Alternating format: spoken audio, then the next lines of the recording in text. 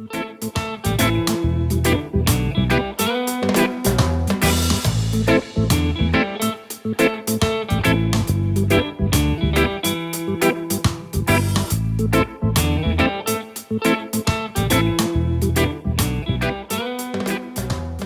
for having me.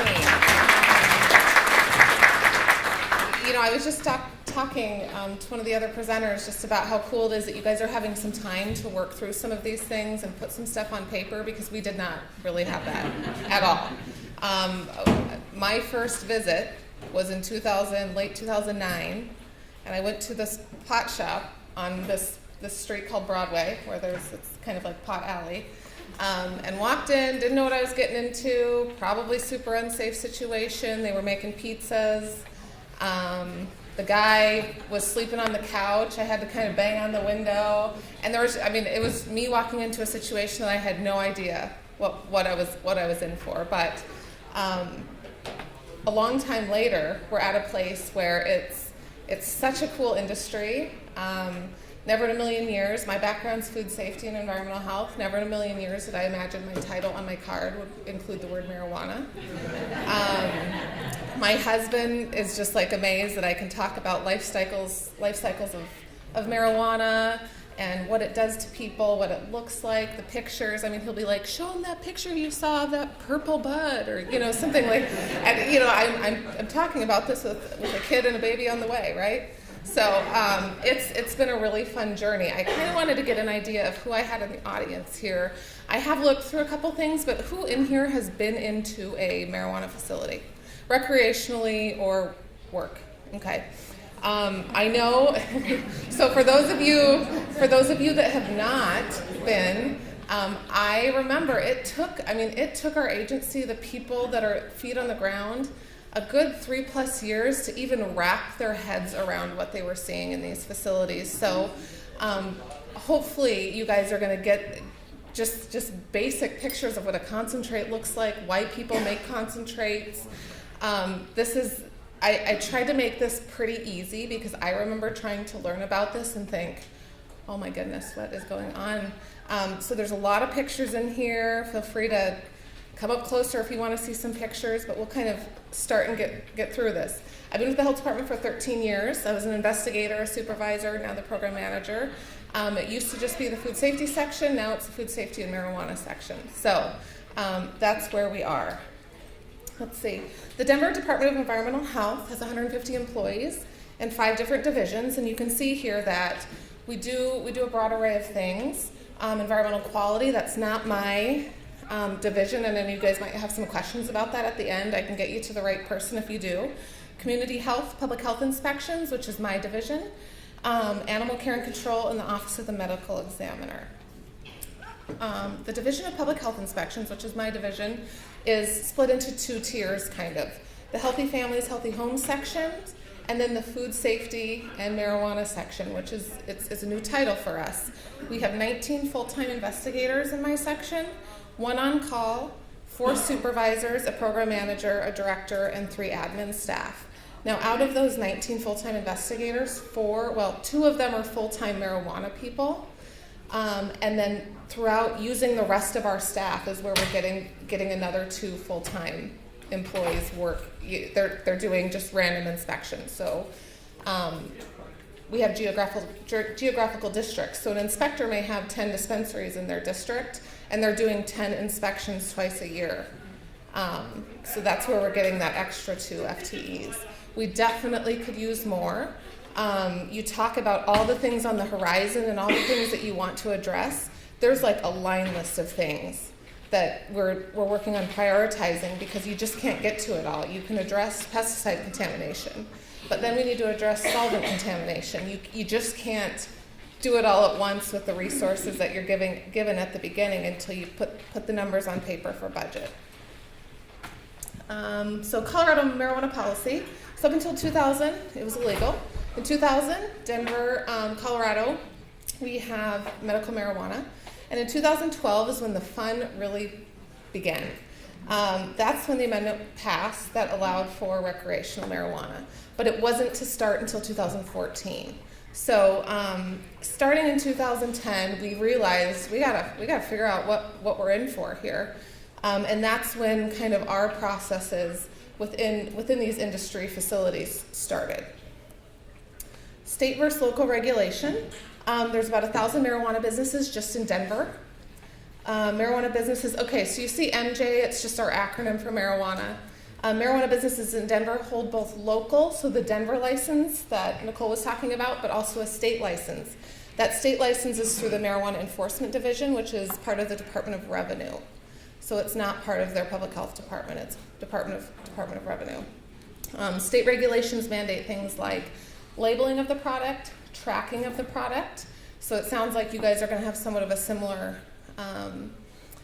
system, but we call it metric. Everything has a tag. You can trace something back. You find something on the shelf and you're able to trace it back to what room it was grown in, what room it was harvested in, where at the OPC that happened. OPC is a cultivation facility. Security systems. The plant material has to be followed 100% of the time. We pull security during a lot of our investigations.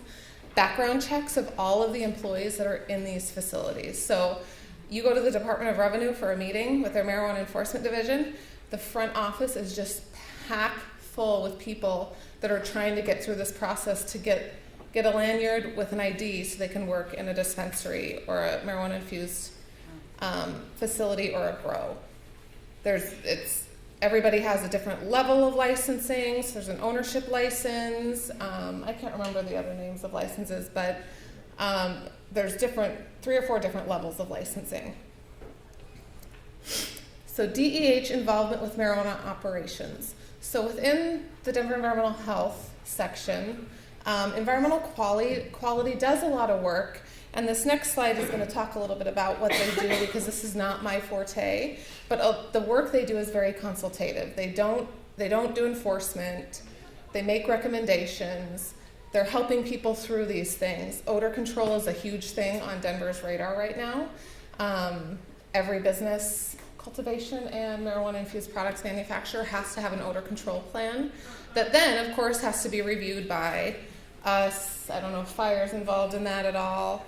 But it's your new things every year. There's something new that the community doesn't like about marijuana, or they do like and they do want. But there's so many things that are different, and that's why this is such a fun industry to work with.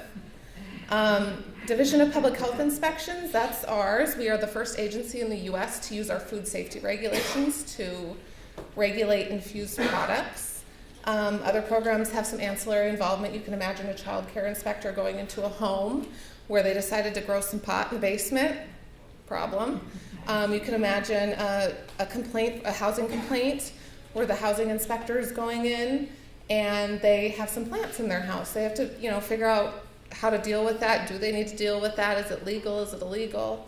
So there is some other involvement, but really the food safety section of the public health inspection section has taken the lead role on regulating and enforcing the products that are being consumed by people. So we conduct plan reviews. So like Nicole said, every new business goes through the building department's plan review process. Depending on what they're doing, they're sent out to different departments. We have somebody that sits in-house over in the building department that reviews all plans that come in for grows, marijuana-infused product locations, and dispensaries. They're looking for things like hand sinks, dishwashing, what kind of are they extracting, what are they using, floors, walls, ceilings, things that we would look for in a non-marijuana facility. We approve business licenses, so we're one of the sign-offs on the inspection card prior to somebody actually getting their business license to operate. We inspect food businesses and apply our Denver food regulations. We investigate complaints. And the timeline here, kind of like I said, in 2010, we started routine inspections. No idea what we were getting into. Very cool, but you'll learn a lot. Large learning curve. 2012 and 2013. So this is really gearing up for this recreational allowance, and the city not really knowing where do we put our resources, how do we get more people, do we need more people? The budgets weren't great then. So So at that point, we were complaint investigations only. In 2014, all marijuana food operations received 2 full inspections. And for that, for us, that means almost 1,000 inspections a year. And they're long, they're really technical inspections. But that's a lot of work for our folks to be doing. And in 2015, this was not on our radar, really very much prior to this. We started doing investigations associated with contaminated plant material from pesticides. So you can see how kind of trying to put it all on paper and get it all figured out before you see what you're up against and the things, just the evolving that's done in this industry. It's hard. I mean, there's so many more things 2016, 2017, we're going to have solvents, or we're going to be talking about, there's going to be something new on our horizon that we need to address with the FTEs that we have to address it. The authority. Denver is a home rule jurisdiction. We're the only Colorado local health department with our own regulations. Everybody else uses the Colorado food regs. We use 2 chapters of the municipal code. We use chapter 23, which is our food section, and it authorizes up to $2,000 in fines for different things, so repeat critical violations, and marijuana businesses are subject to this, just like our non-marijuana businesses are. It also authorizes closure authority for us. Chapter 24 is something we use a lot with marijuana because sometimes if you're not talking about a brownie, but you're talking about a patch that somebody puts on their arm for something, you can't really put it into Chapter 23 and regulate it. We put it into Chapter 24, which is the health and sanitation chapter of the municipal code that really gives us the ability, a really broad authority to intercede in situations where there's a public health hazard. We can issue orders.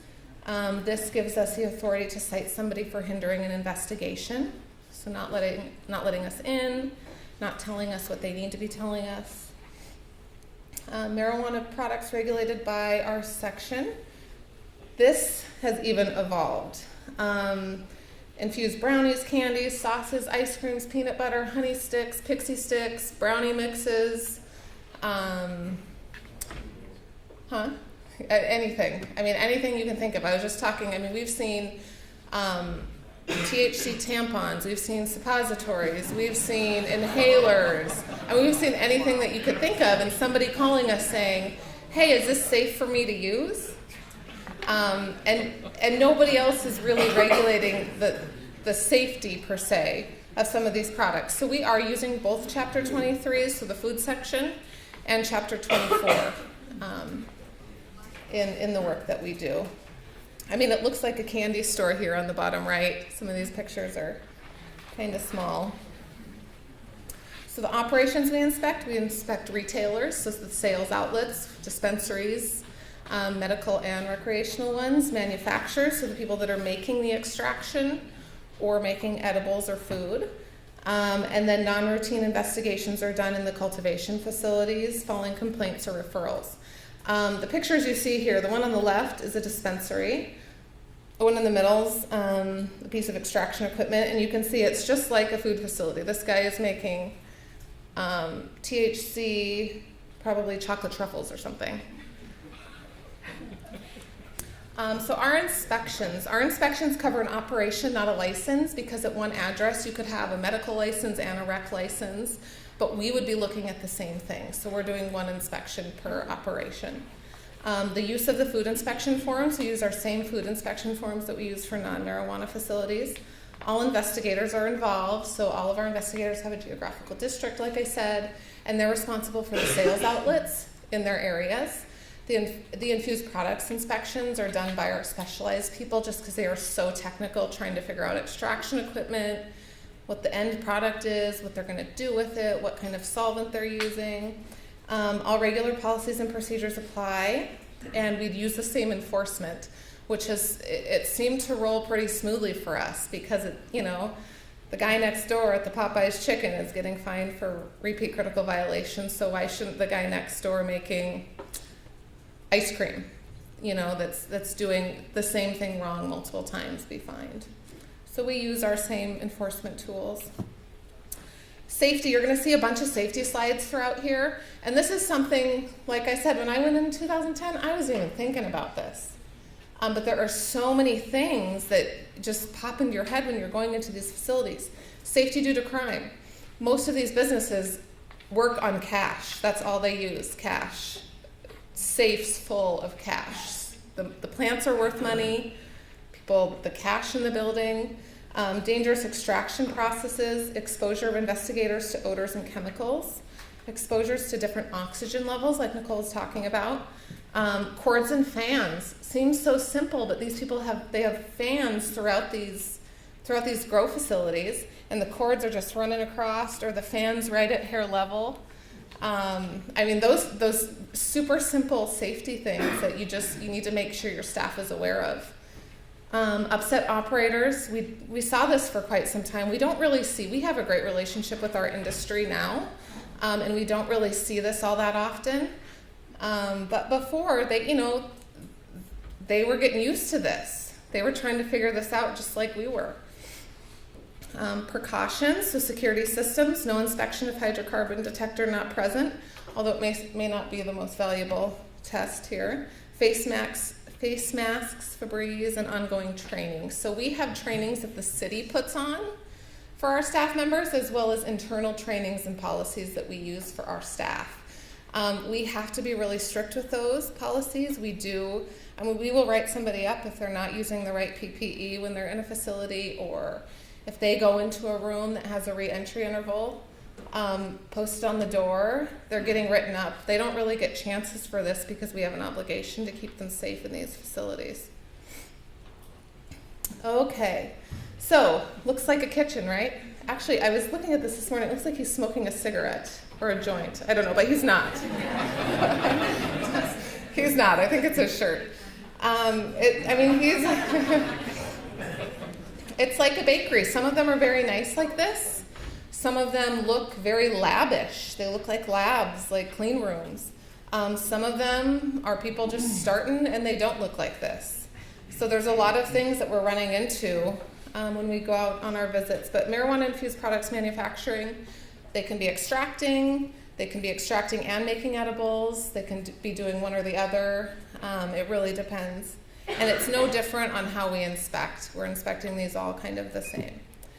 So you can't really move forward without knowing the chemistry of weed. Nicole did hit on this a bit, but in the plant form, let me start. There's thousands of different cannabinoids on a marijuana plant, but the two that probably are the most familiar with or that you've heard about are THC and CBD. THC is a cannabinoid that's going to give you the psychoactive effects that you think of when you think of somebody being high. CBD, high CBD products are really therapeutic. They're not gonna give you that psychoactive effect. Sometimes they're mixing the two, so you have some that have like an equal THC CBD level, and you'll kind of see how cool what these people can do with these products to give you the levels that you want of certain cannabinoids in what you're going to be ingesting. Cannabinoids grow in an acid form on the plant. So like Nicole said, she used the word decarboxylation. Super technical term. It just means heated, basically. It's activating the acid form of the THCA to the effect, the form that's going to give the person what they want, or the operator what they want their customers to get. And basically, you smoke it, that's decarboxylating the product, that's heating the product. But if you don't smoke it, you have to do something else to heat the product and activate the product. And a lot of the times that happens after the extraction process. You can vape it, you can dab it, you can cook it into a brownie, or you can just heat an oil to activate the oil. And then somebody can put a tincture under their tongue. Okay, hash oil concentrates, the next frontier. We are here. This is not the next frontier, we are here. You can isolate specific cannabinoids into the product that you want, and a concentrate is a super potent form of these cannabinoids that are on the plant. Up to 90%. You can probably, sometimes it's, I've seen 99% in some cases. It's the way that the plant that they're using, so they've bred these plants to give them the cannabinoids that they want.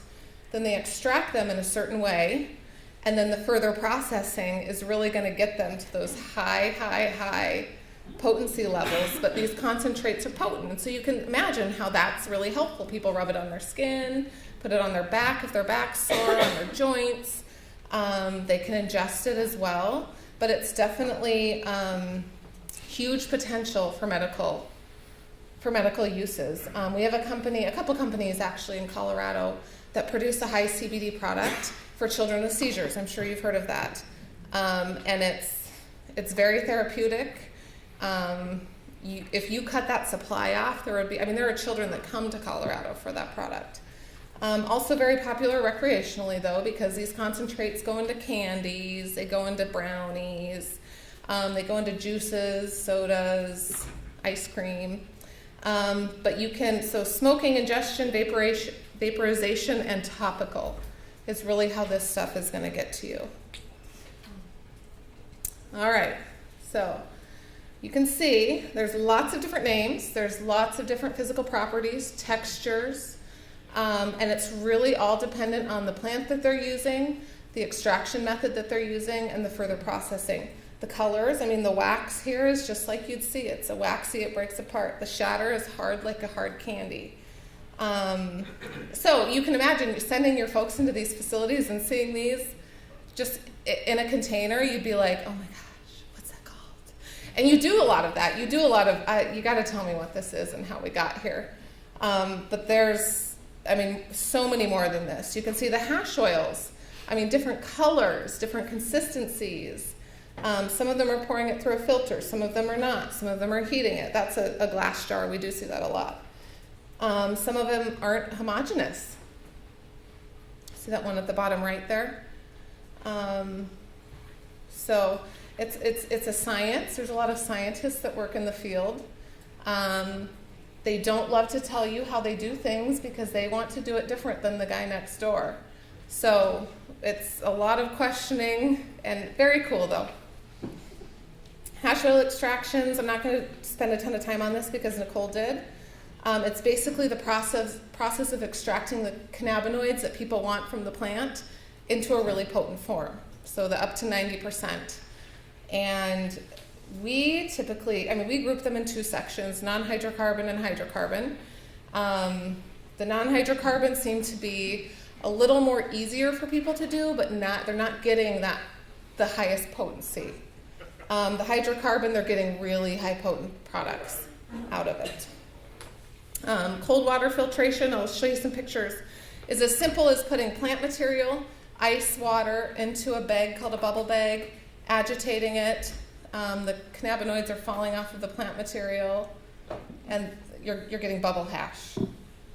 I know these are all just crazy terms to be thinking about, but it's a really cool process. The hydrocarbon extractions, you're getting more of the liquidy stuff, depending on how you process. So department safety policy, we can't talk about this without talking about safety. Our folks need to know what they're walking into. So when they go into a facility, they're trained to say, do you do extractions here? What kind? Are you doing it now?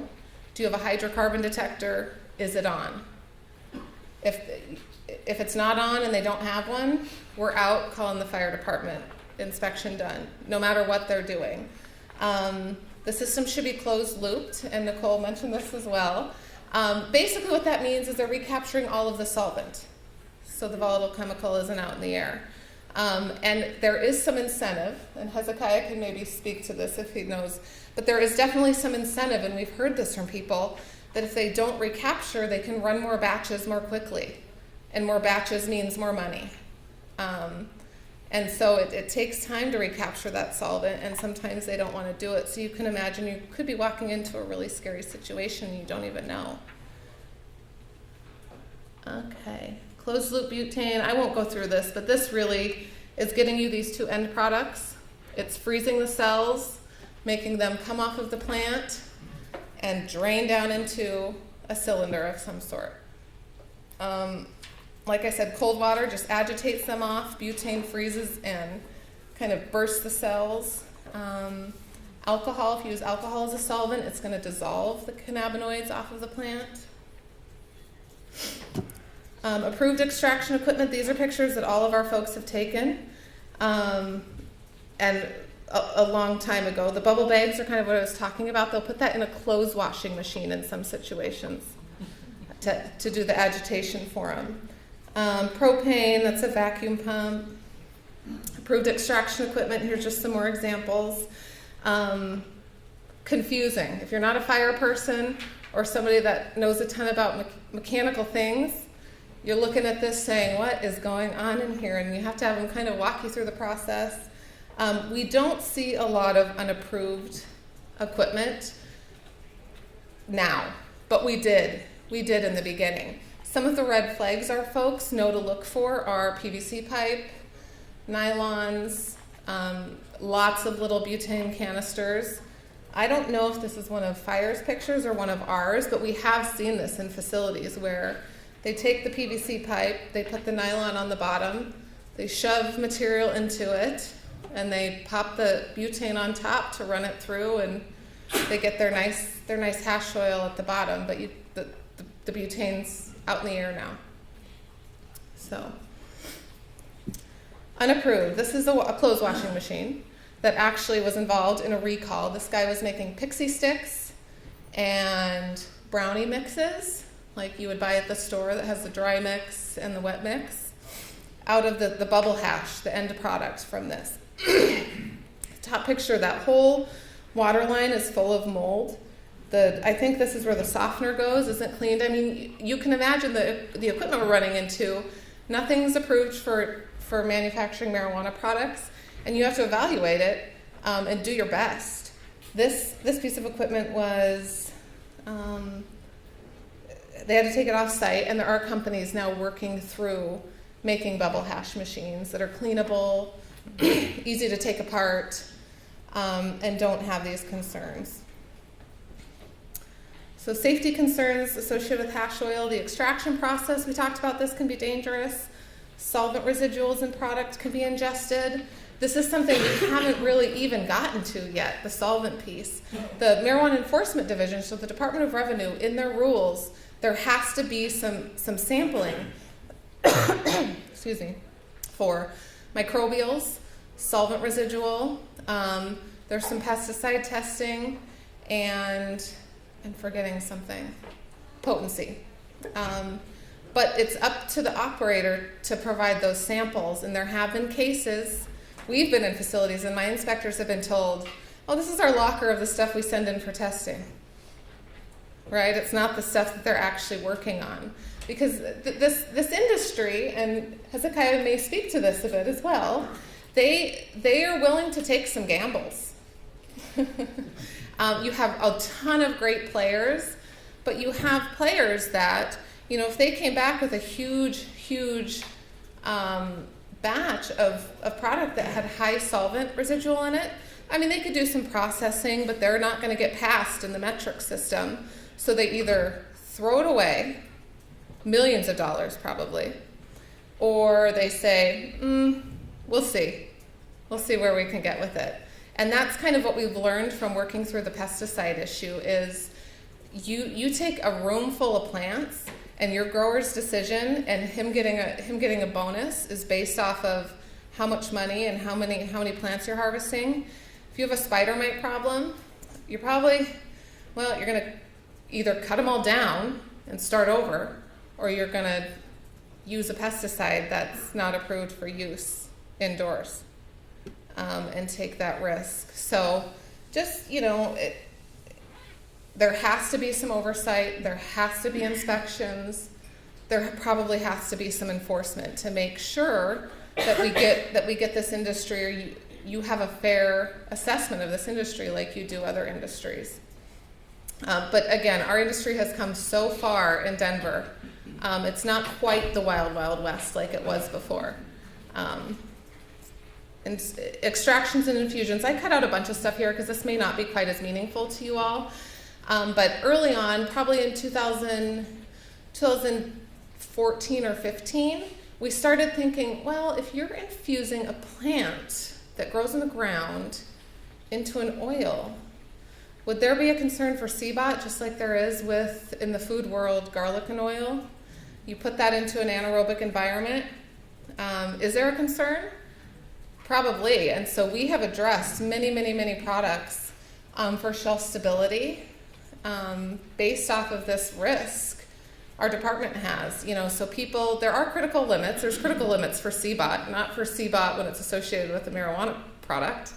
But there are things that we took from to make our decision, or somebody can refrigerate a concentrate as a control.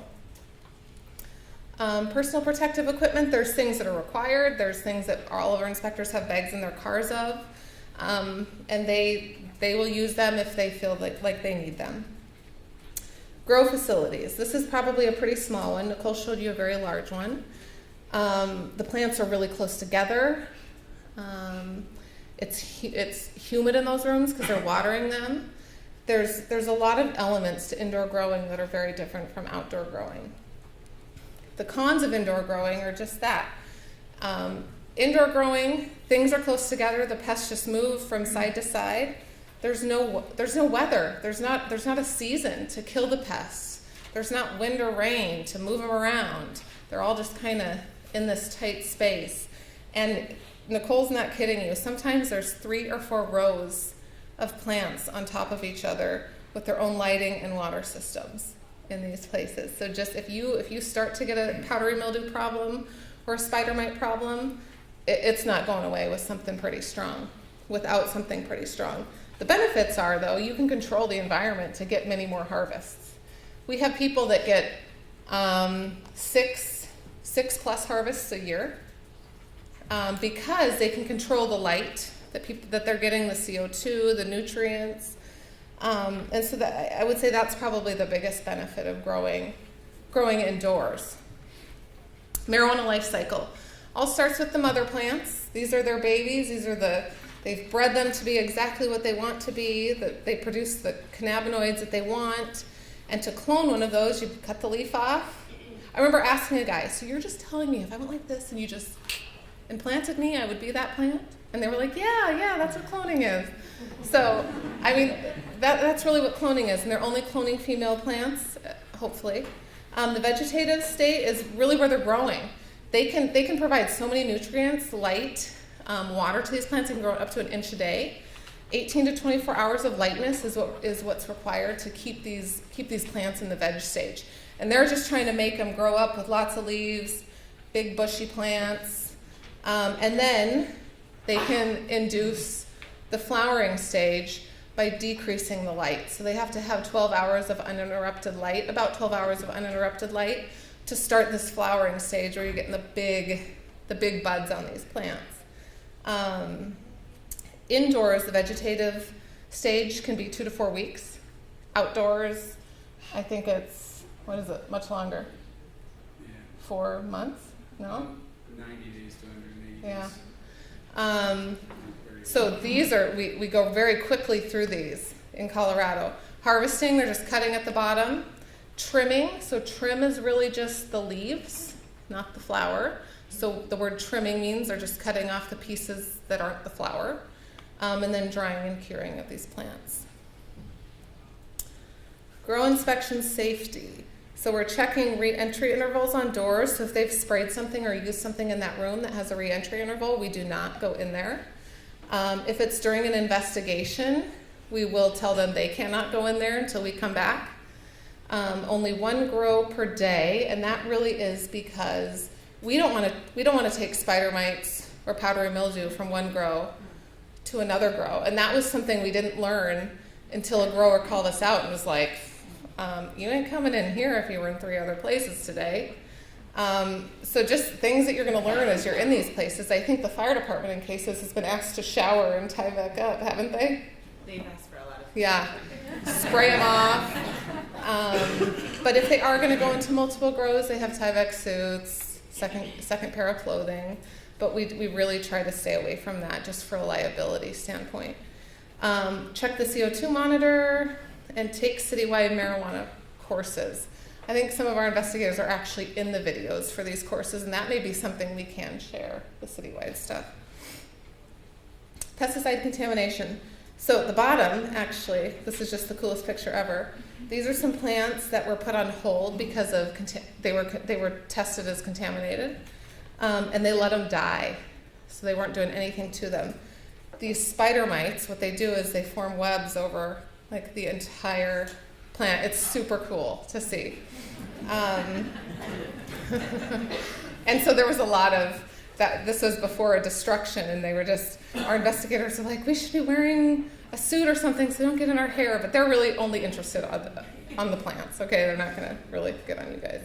And then the top, same, spider mites. You can see the little yellow things. This is an emerging issue in Denver. We've been dealing with it since 2015, but it's still happening. We're still opening investigations. We're still putting stuff on hold. We're still destructing product because of the gamble. These folks have a lot of money on the line, and there have been some concerns from industry that it could be potentially from environmental, not just that they're spraying the plants, but they sprayed the plants 2 years ago, and now it's in the HVAC system, on the fans they haven't cleaned, on the floor, in some of the containers that they use. So it's hard to tell without more research being done, but the laboratories in Colorado have been trying to work through this a little bit and do some more environmental sampling for pesticides within these grows. Marijuana is subject to pests, a variety of dangerous pesticides, no tolerance for marijuana. So none of these pesticides are going to say good to use on cannabis. They're not going to say that. So CDA has put together a list, and it's on their website. CDA is the Colorado Department of Agriculture, and they've put together a list of pesticides that have such a broad label that they could potentially use them on the cannabis plant. We're the only agency with enforcement authority over pesticide-contaminated marijuana, and it took us a while to work through that. We had a place that came back very hot for multiple pesticides, and most of the time we're not just getting a hit on one, we're getting a hit on 2 or 3 that aren't approved.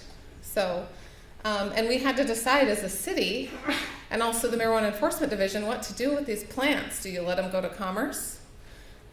Probably not, but using our Chapter 24, that really broad authority that we have, that's how we have been dealing with the enforcement over pesticide-contaminated products. Up to 70% of pesticide residuals are absorbed when smoked, and that statistic is for one pesticide. And again, like I said, we're not seeing just one on a lot of these products. When they get tested, we're seeing 3, 4, but multiple. So what happens when you smoke and 3 pesticides are smoked together? More science that needs to, or more research that needs to be done. And upwards of 6 times concentrated residuals in a concentrate. So we joke at the office, the extraction process is better at extracting pesticides than it is at concentrating the cannabinoids that you want. We see, 6 times, sometimes 10 times, depending on what they're using, what extraction process they're using. But you can imagine if you have a plant and it tests at, 0.2 ppm, and then they've sent that plant, so it's been harvested, and they can wholesale that plant material to their place. They can wholesale it to 10 other manufacturing facilities. So it's in 10 other manufacturing facilities, being mixed with other plant material, concentrated, and then made into a tincture you put under your tongue, or a topical you put on your skin, or something you're smoking. Those levels are really high when we're able to track down those concentrates, which is somewhat scary. But I think that's the biggest con of indoor growing is people are going to have to use something. PHA does not regulate pesticides. We try to stay in our swim lane here because there's a lot of confusion about this at the beginning. The CDA regulates pesticide use and storage. That's our Department of Agriculture. We regulate the end product that could be potentially contaminated from pesticides. Do you also eat these with that mask on?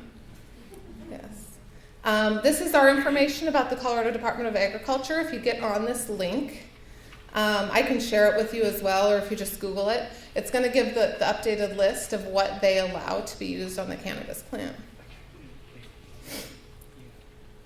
Extent of enforcement for contaminated product.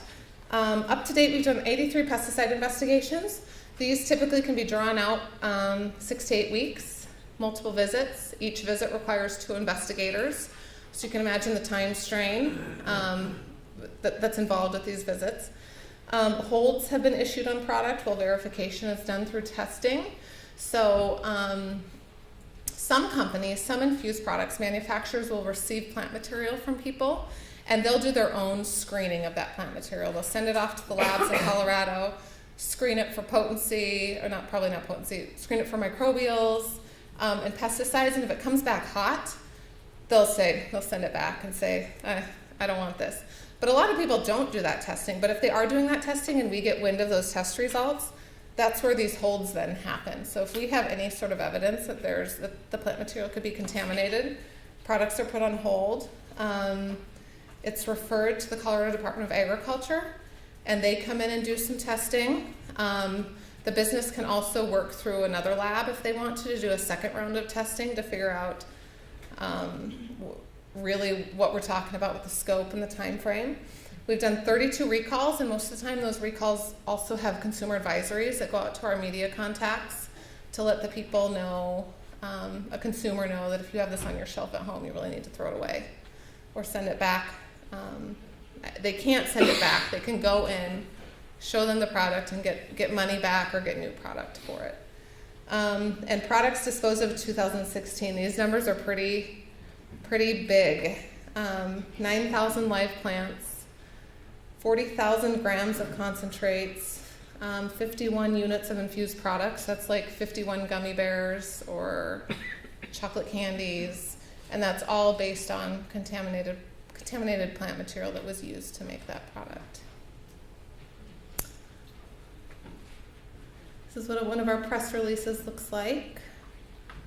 We used to get a lot of media inquiries every time one of these would go out, and now the media doesn't even call because they're so, they've seen so many of these that they know what they mean. They'll report that. They'll try to talk to the business. And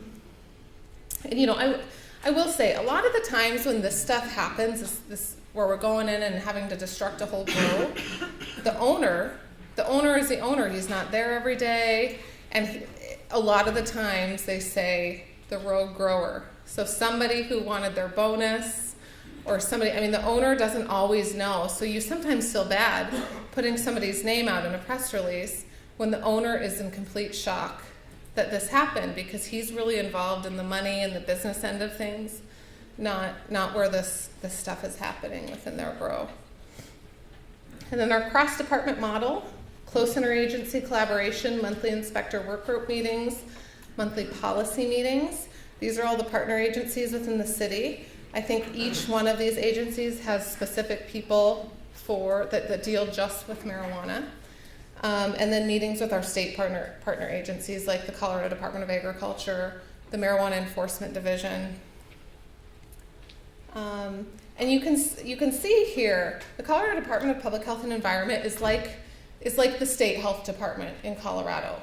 They don't have too much involvement in the marijuana world. It's really locals. We're the only local that's dealing with it. And the Marijuana Enforcement Division, which is the Department of Revenue. So this is something that, it may change, but currently they're not doing routine inspections of these facilities. They're not taking enforcement action on things. So it is a little bit of a different model. You can see all the states are a little different in that way as to who's really working with this industry. Messaging, it's a new regulatory realm. There's just not a lot of research. Talking about the Clostridium botulinum concerns, there was really nothing. Talking about, maybe marijuana, and I think there's a little bit of this that I've already seen. Just the acidity of marijuana may be a good control for CBOT, but there's not anything that's great out there research-wise. It's industry's responsibility to understand the regulations and demonstrate safety, and we see this a lot. And it was a challenge for industry because they'd been doing this and then we come in and say, oh, and here's all the rules, you know. But we've come a long way as a group. We do not regulate dosage under the food safety regulations. We're using our own regulations. There's food safety concerns, and all the product we've identified has been taken off the shelves, and we feel very good about that. Lessons learned: establish partnerships proactively. This took us a few years, and it would have been way easier if I would have had my fire contact on speed dial 3 years earlier. Strong external communications. We get a lot of media requests just on pot. They want numbers. They want how many FTEs we use to do this. If somebody in the industry is not happy with something, they're calling us, asking us why. Establish subject matter experts, base policies on public health principles, track that data, and establish strong relationships with industry. We do have that very strong relationship with industry in Colorado. So, questions? Yes, probably a lot, right? Does anybody, do you have?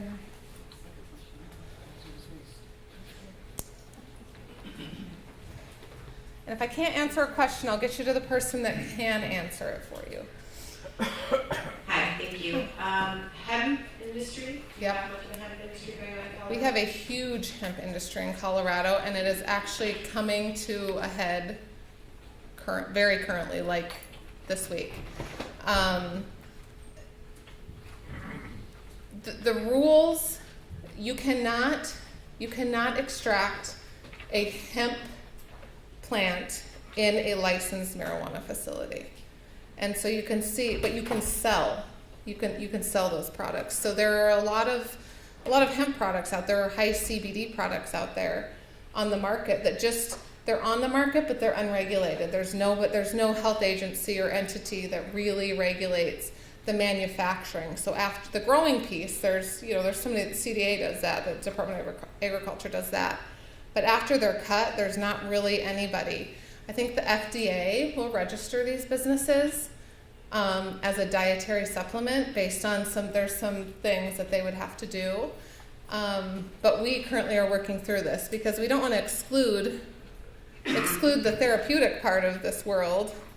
But it's been a challenge. I mean, that company that works with children with seizures, their product is made from industrial hemp.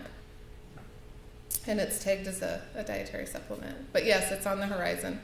And then my last question is just about organic labeling. Is there any certifying body or any? I would say that every one of our companies on their website uses the word organic. That is harmful. Yeah, I mean, I don't know who. Here's the thing: is yes, it's an issue. But at this point, we have to kind of prioritize and work through our issues. Like hemp right now is a deal. We either, you go to an extreme and say, well, if you're not registered and licensed with somebody, it's a source issue. We won't allow you to be in Denver. So that's going to put a bunch of people out of business. Or we find some sort of threshold or review. I mean, there's a lot of actually California CBD companies that want to sell in Denver and do sell in Denver. That aren't registered with any sort of health agency, and so trying to evaluate that product as a safe ingredient to be put into a product is really challenging to work through those things. Hi, my question is about the retail food facilities. So are they allowed to make the product? They can only sell the product to adults, and you can't consume it on site. They have to consume it at home. I guess it's labeled with a dose on it. Yeah. So the retail facilities cannot produce product. The manufacturers are the only people that can produce product and then manifest it to these retail facilities. Yes, you should only be consuming it. You cannot consume it on site currently. There are some social consumption. There was a social consumption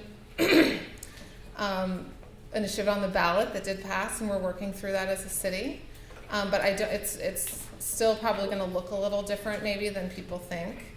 As far as dosage, the recreational piece of this brings a lot of challenges. I mean, even to the industry. So you have somebody that has not consumed marijuana before, and they come to Denver, and they buy a cookie. And that cookie, you know, what they either don't know, or the bud tender didn't tell them, or they didn't think to ask, was that cookie is not meant to be eaten like a cookie. It's not meant to be eaten in one sitting. That cookie is meant to be cut up, eat a little bit, give it some time, right? Okay, so we do get calls. Oh my God, I ate this whole cookie and I'm so sick. Well, okay, you ate a little portion of the cookie, and then you waited 5 minutes and nothing happened. So you ate another half of the cookie. And I mean, it's just, it has brought some problems to industry, and that they're challenged with this as well, is trying to figure out how to dose them in a way that makes sense, how to be able to explain that to somebody that's never had ingested marijuana before. Yeah, it has been a challenge. I haven't heard that quite so much lately, but that was happening, you know. Well, was there any political will to limit the number of dispensaries or indoor grows within the city limits? You know, we have had somewhat of a cap in past years on how many licenses they would issue, but the cap is done, as far as I know. We're close to the cap being done, but I think that they've said that our market is somewhat saturated, that I don't envision that when this cap is done, we're going to have another 3,000 marijuana businesses in Denver, because there are rules about how far away they have to be from other places, from schools. I don't think it's, I mean, I think we've kind of hit, you know, with at least the sales of places.